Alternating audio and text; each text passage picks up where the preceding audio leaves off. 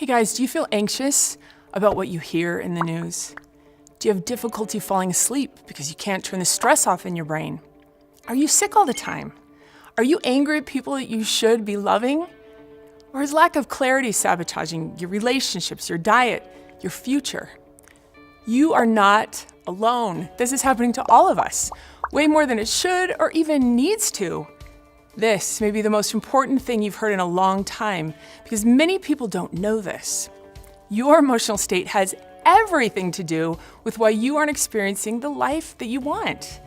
There's this thing, it's in your brain called the amygdala, and it's designed to protect you from danger, which is actually pretty awesome, right?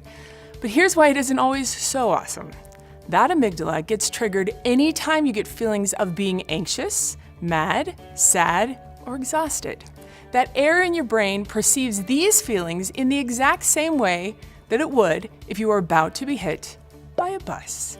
And when that amygdala gets charged, nothing else really matters to the body. And really, why should it if you are about to be hit by a bus? But if there is no bus, just stress or anger or exhaustion or feelings of being overwhelmed, then it becomes nearly impossible to do real life in any kind of proactive and meaningful way. And it'll feel like you just keep sabotaging yourself over and over.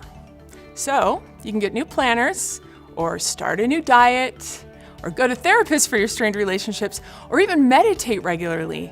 But when something happens that triggers a high emotional state inside of you, your amygdala is going to take over. Let me tell you, when that happens, in the very moments that you probably need mental help the very most, you won't have access to it because your brain overrides all of the higher level thinking that you should have access to. Your creativity, your intuition, illness fighting, good decision making, impulse control, all of it.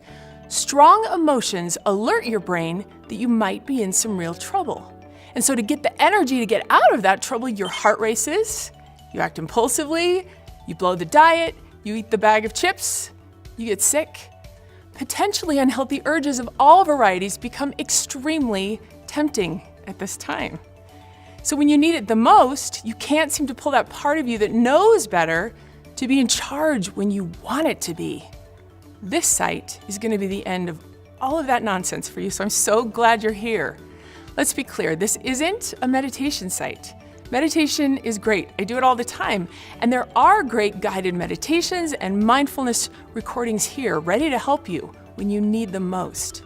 But you'll find more than that too, because your experience with this site is designed first and foremost to deal with unhealthy urges and strong emotions that trigger your amygdala. Meditation can help you begin to do that over time.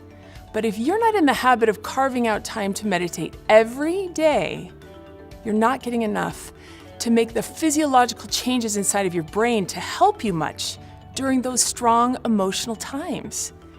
But there are a number of things that you can do in the heat of the emotions. They're quick, they're tried, and they're true.